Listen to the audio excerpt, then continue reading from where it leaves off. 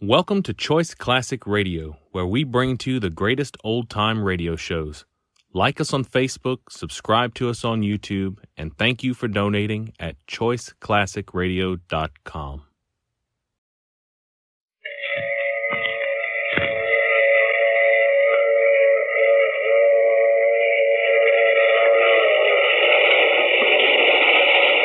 The Mutual Broadcasting System presents The Mysterious Traveler.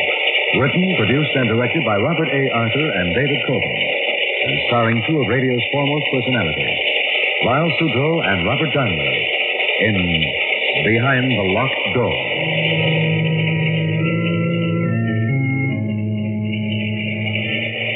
This is the Mysterious Traveler, inviting you to join me on another journey into the realm of the strange and the terrifying.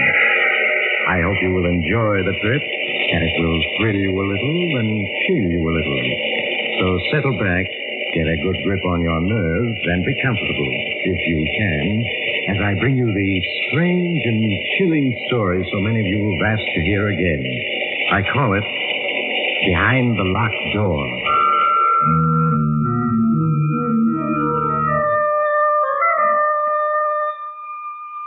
Our story begins in the beautiful mountain region of Lake Mead, Arizona. A convertible car is speeding along a deserted road which winds through the mountains. The car slows down, turns into a dirt road. A few minutes later, it comes to a stop before a small mountain lodge. Kathy Evans, an attractive girl in her early 20s, gets out of the car, runs up the steps of the lodge to the front door. She knocks impatiently, looking about anxiously.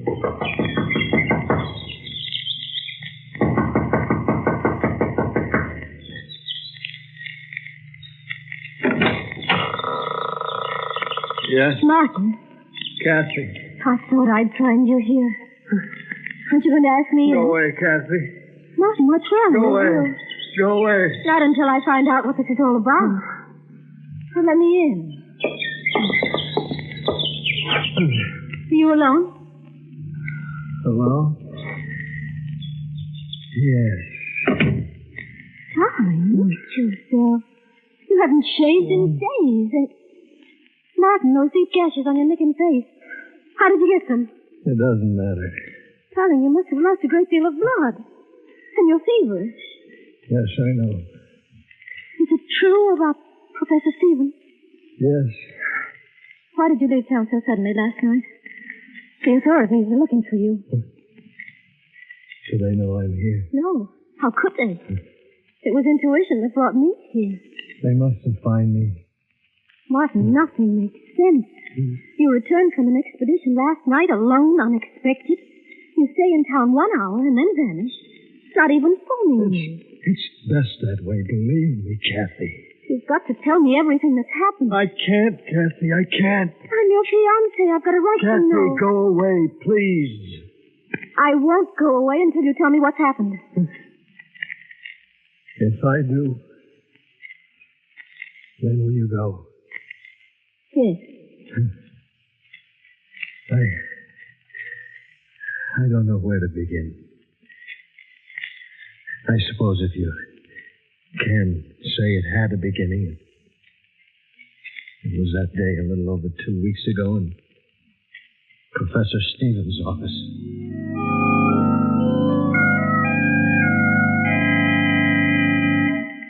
Come in, Martin. Come in. Have a seat. Thank you, Professor. Martin, how would you like to go exploring with me for, say, 10 days, 2 weeks at the outside? Exploring where? The Vermilion Cliffs along the Colorado River. I found some wonderful Aztec pieces there last summer. One large cave I stumbled on proved to be a veritable treasure trove. Yes, I've seen those Aztec pieces in the University Museum. Now, the Vermilion Cliffs still remain largely unexplored. I'm sure that we could turn up many more objects of interest. It certainly sounds intriguing. The only reason I hesitate, Professor, is because of Kathy. Oh, I'm sure she'd give you a 2-week leave of absence. Yes, I suppose so. How many of us would go? Well, it would just be you, myself, and an Indian guide. And 3 burros. I find that the fewer there are on an expedition, the better. Mm-hmm. When would we leave? Well, what about the day after tomorrow? All right, Professor, I'm with you.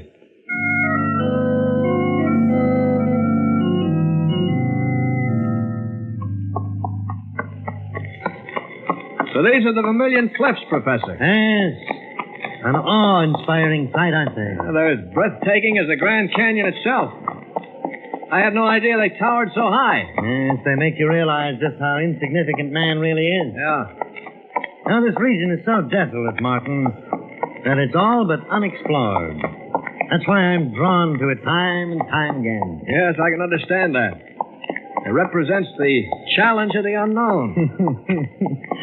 Careful, Martin, you'll get the exploring bug. Oh, I've already been bitten, Professor.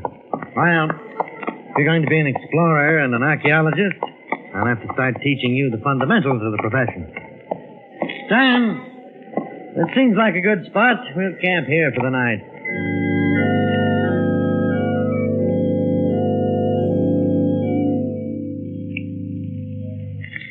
Phew. Oh, it certainly is hot, Professor. Exploring isn't as easy as I thought. All right, Professor, what is it? For 20 minutes now, you've been sitting on that rock staring at that cliff. Note the boulders strewn over the face of that cliff. What about them? And that's a very peculiar landslide. If you carefully study the formation of it, What's peculiar about it? many of the rocks look as though they'd been placed there by human hands. But why and by whom? Well, one of the ancient Aztec forms of punishment was to seal a person in a cave by means of a landslide or just piling heavy rocks in front of the mouth of the cave. That landslide, there must be hundreds of tons of rock there. Yeah. Well, fortunately, we're prepared for it. Is that why you brought the dynamite along? Yes. Probably all we'll find will be a skeleton. In that case, it'll have been a waste of dynamite. However, we'll chance it. Oh, Sam. What do you want? Get the case of dynamite, Sam. I'm going to blast that landslide. Professor, better leave it same way it be. Why? Evil spirit sleep in cave. Better not wake him up. You really believe that? Martin, I wouldn't laugh. Sam may be uneducated, but he senses things that you and I can't even begin to comprehend. Now, wait a minute. You mean you believe what he said about evil being asleep in that cave? I wouldn't say that I believe it. But nevertheless, I respect Sam's opinion. But Sam, I still want to blast that landslide. I get dynamite.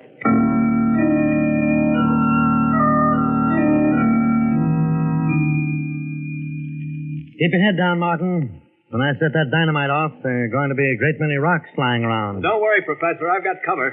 Sam, you ready? Yes, Professor. All right. Here goes.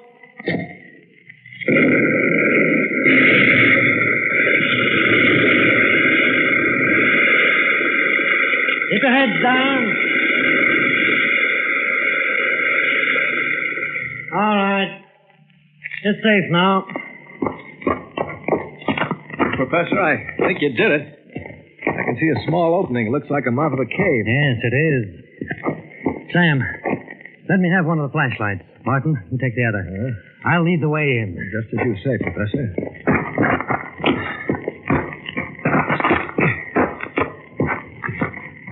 The air doesn't seem too bad in here. Yes, it's all right. All right. What's that noise? Just rats scurrying around. Oh. Certainly a huge cavern. Look at that ceiling. Must be 200 feet high. Look at the bats up there. Yes, huge ones. I have a feeling that this cavern and others extend for miles underground. Yeah, Professor, look. Skeleton. Yes. There's another one over there. Yes. Let's see what else there is. Wagon train. What? Good Lord. Sam's right, it's a wagon train. A wagon train? Yes. There are at least 30 or 40 wagons in this cavern. Look, skeletons of horses. Here's a skeleton with an arrow beside it. Let me see it. Appears to be a Navajo arrow. What do you think, Sam? Navajo. Professor, this wagon train, what's it all mean? Many years ago, this wagon train was attacked by Indians. Wagon train retreated into this cavern, hoping to save themselves that way. And then the Indians caused the landslide, sealing them in. Yes. Poor devils. Notice that old gun lying there. Yeah. The flintlock seems to suggest that this wagon train must be at least 100 years old. Yeah, probably headed for the California gold rush of 1848. Yes. Well, we'll come back tomorrow and search this wagon train thoroughly. I'm sure we'll find many things of great interest. The next morning, after an early breakfast, Sam and I followed Professor Stevens back into the cavern. We spent the morning investigating the trunks and boxes we found on the wagons. And among the moldy clothing and 101 household articles, we found faded letters and newspapers which showed the wagon train had crossed the Mississippi in the summer of 1849, headed west for California and gold. We finished rummaging among the effects of the wagons, and the professor suggested we explore the cavern. We followed them from one cavern to another, each varying in size. Now and then the professor would stop to mark our trail, for the caverns were honeycombed with countless passageways. How far do you think we've come, Professor? I should say we're about a mile from the wagon train. Huh? We'll go back a few more minutes. We go back now. This place is evil. Well, Sam, if there are ghosts here, they're only the ghosts of the people of the wagon train. They wouldn't harm us. I tell you, evil. Feel it. All around. We'll go back. We'll go just a little further, then turn back. Professor, wait a minute. What is it, Martin? I think I hear running water. Yes, you're right. Come along. We seem to be getting closer. Yes. Evil all around us. Can't be much further. Well, there it is. Yeah. It's a small river. Look how swiftly it's flowing. This probably flows for miles underground and it empties into the Colorado River. Say, Professor, here along the bank, there's a tremendous pile of fish bones. Yes, so there is. Look. There are even more on the other side of the river. What do these huge piles of fish bones mean? It's very strange. Now, how do you account for it? I'm afraid that at the moment I can't. Sam, you any ideas about it? Evil all around us. I feel him strong. Professor, he's trembling. Sam, there's nothing to be afraid of. Look, I'll shine my flashlight around, see? We're being watched. Watched? What are you talking about? Won't stay here. I go. Sam, come back. You haven't even got a flashlight. Sam! Come on, Mark. We've got to catch him.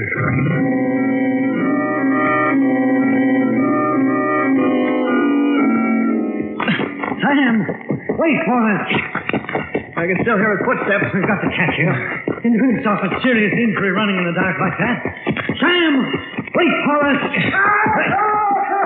Professor, it's Sam, screaming. This way. The fool's probably broken his leg. That sounds more like a fight. Who could he possibly be fighting with? I don't know. He stopped. Sam, where are you? Keep shining the flashlight around. Can't be much further. Sam! There he is. Yes. He's just sitting against that boulder. His head down. Sam, give me a hand with him.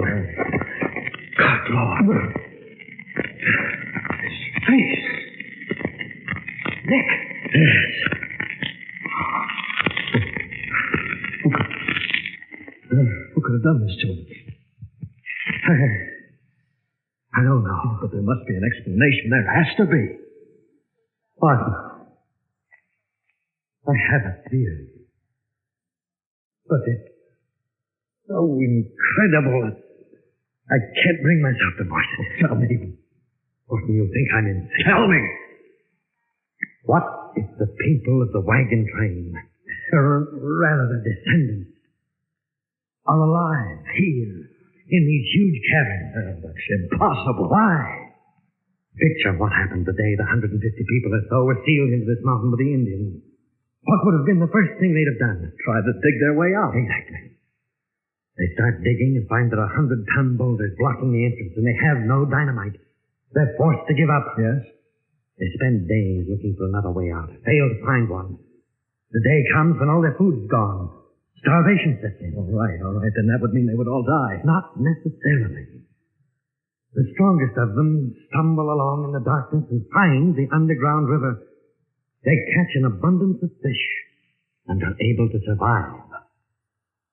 The huge fish bone piles along the river. The river was an everlasting supply of food. They continue to live by the river in the dark. Some probably went insane, died. Others adjusted themselves to their new environment. Professor, you think those handful of survivors had descendants who are alive today inside this mountain? Yes, Martin. And it was one of them who clawed Sam to death. What can those descendants be like? Being born and living in darkness. I can only guess. I should imagine they'd be blind or near to it. But their other senses would be remarkably developed. Their physical appearance. I don't know. It's more like a nightmare. A nightmare you can't awaken from. What's to prevent them from attacking us? And our flashlights, for one thing. I'm sure light frightens them, just as fire frightens animals. Fortunately, I have a revolver. Well, we better move on. Wait a minute. What about Sam? There's nothing we can do for him now. Come along, Martin. We must find the trail I marked so that we can get out of here.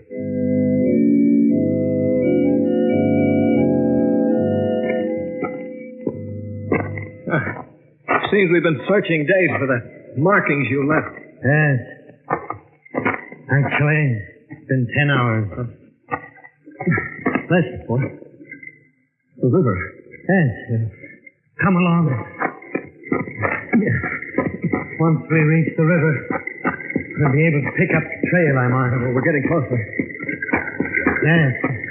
There it is. Here we are. Look, Martin, there's my marking on that passage. We found the trail. Yes. Martin, 2 a.m. We'd better rest for a few hours. We're both too exhausted to go on right now. Just one of us stand guard, and the other sleep. All right. I'll set up the first hour. Thank you, Martin.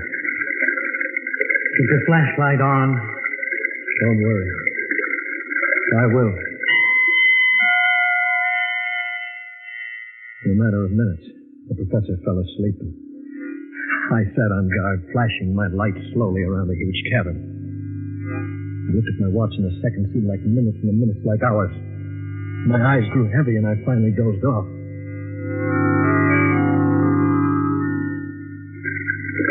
Suddenly, I awakened in the darkness to hear the professor screaming. Martin, help me! Turn on the flashlight! Frightened frantically, I fumbled in the darkness, but I couldn't find it. Then suddenly I was shot. By the flashes of the gun, I could see the professor struggling with a huge, dark figure. And suddenly all was quiet, except for the professor's moan. As I crawled toward him, in the darkness, my hand struck the flashlight. I turned it on, and there was the professor. Martin, I think I'm wounded. You're bleeding badly. Let me stanch your wounds. Too late. Leave at once. At once. But what about you? Professor? Professor! I felt his heart, but there was no beat. I staggered to my feet, shined my flashlight around until I found the professor's marking. I stumbled wearily along the marked passageway, trying not to remember my last glimpse of the professor's face.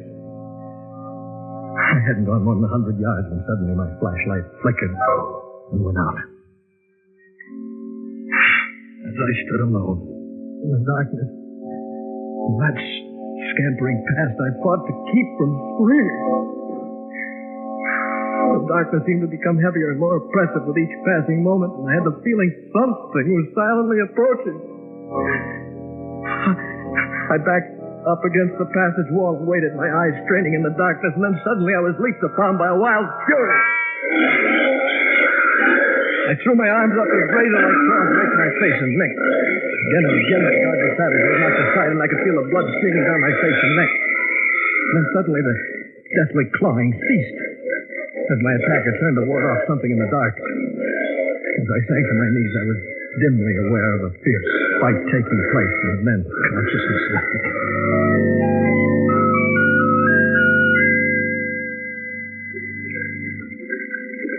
Later. How much later, I have no way of knowing. I became aware of a heavy, calloused hand washing my face and neck with water. I winced in pain as the water flowed into the deep cuts, and then suddenly I remembered all. And remembering all, became aware of the calloused hand washing my face and the presence of someone beside me in the darkness. Who are you? For a moment, the hand hesitated, then resumed washing my neck. Well, can't you speak? Say something. A noise came from its throat that was more that of an animal than a human being. If I could only see you. Do you have a name? It spoke. It seemed to repeat the word name, though I couldn't be sure. And faint from the loss of blood, I closed my eyes and fell asleep.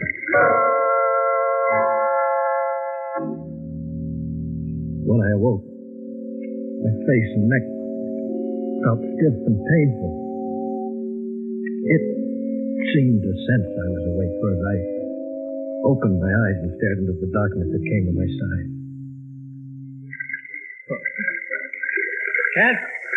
Can't you understand anything at all? Don't my words make any sense to you? Why did you save my life? My hand brushed against its hand, and I could feel the sharp, claw-like fingers on it. I reached out in the darkness, and as I touched its face, it bit my hand. I tried to get to my feet, but it placed a strong hand on my shoulder and held me down. At that moment, I realized that not only was it my savior, but my jailer as well. I lost all track of time. Now and then, it would leave me. And I would cautiously get to my feet to steal off, but no sooner had I taken more than a few steps than it would be there at my side, forcing me to return to the bank of the river. I spent my every waking moment trying to think of a way to escape. And then, when my despair was greatest, an idea came to me. The professor had said that the underground river I lay beside emptied into the Colorado River. Though the odds were 100 to 1 against my surviving, I knew it was the only possible way of escape. Slowly, I crawled a few remaining feet to the edge of the river and, leaning over, started to wash my face. I could sense that it was watching me. I leaned forward a few inches more and fell into the river. As I came up for air in the swift flowing water, I heard a splash beside me. A moment later, I felt its arms around me. The current swept us along with breathtaking speed, and as we clung to each other, I discovered that it couldn't swim. For what seemed hours, the river swept us along in the darkness, and I felt myself losing consciousness as I attempted to keep the two of us above water.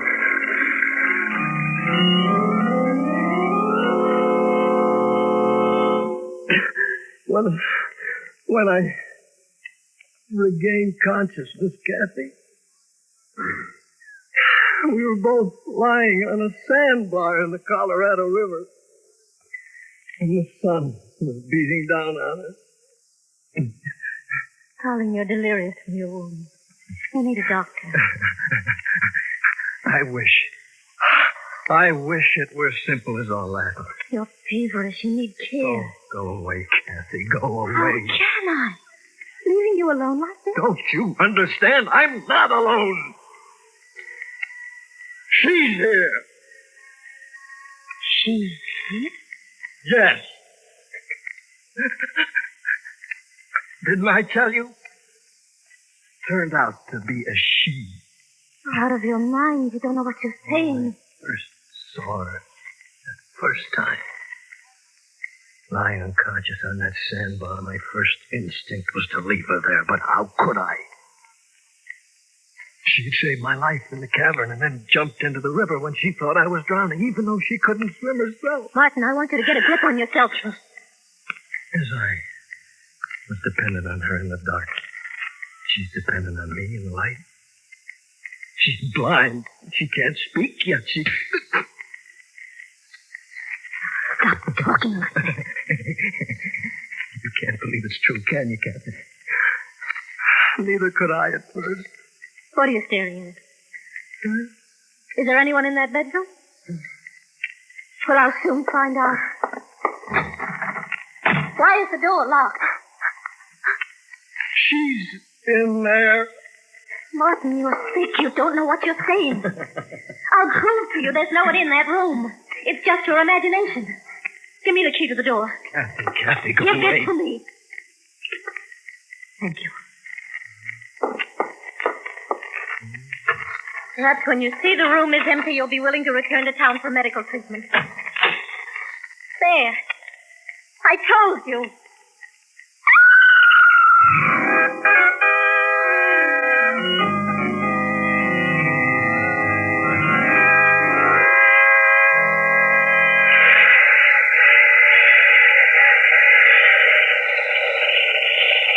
This is the mysterious traveler again. Did you enjoy our trip? What's that, madam? You want a description of what Kathy saw when she opened that bedroom door? Well, you might ask Kathy. The only trouble is the poor girl gets hysterical when you question her about the occupant of that bedroom. I suggest you write a letter to the Museum of Horrors for a full description. They consider the Woman of the Mountain as their star exhibit. Because when she... Oh, you have to get off here. I'm sorry. I'm sure we'll meet again. I take this same train every week at the same time.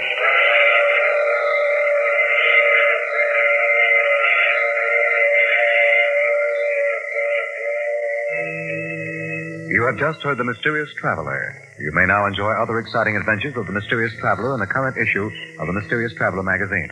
In our cast, Lyle Sudrow, Ann Shepard, and Robert Donnelly, with Maurice Topper in the title role. Still talking, speaking, this program came to you from New York. Mutual's ace commentator Cecil Brown, currently on a 3-month fact-finding tour of the world, heads for the Orient on the last lap of his history-making trip. In these last weeks, Mr. Brown will bring you on-the-scene reports from such tinderbox areas as India, Hong Kong, Hawaii, Japan, and Honolulu. You won't want to miss any of the eyewitness accounts by this able commentator of the latest happenings in these headline-making spots of the world. Be sure to listen to the news reports of Cecil Brown over most of these stations. This is the Mutual Broadcasting System.